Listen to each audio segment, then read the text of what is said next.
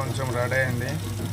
ఇలా కారం పొడి తీసుకొని ఇంతంత లైట్గా నీకు నచ్చినంత కారం పొడి వేసి, స్పైసీ తింటే స్పైసీ, మండేటట్టు తింటే మండేటట్టు నీ ఇష్టం భయ్య.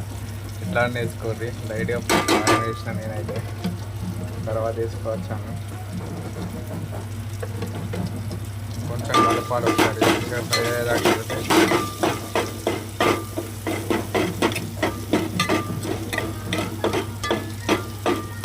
కారం కారం అనబడితే కొంచెం సేపు ఒక 2 minutes ఉంచి కారం మొత్తం ముక్కలా అంటుకుంటే సెట్.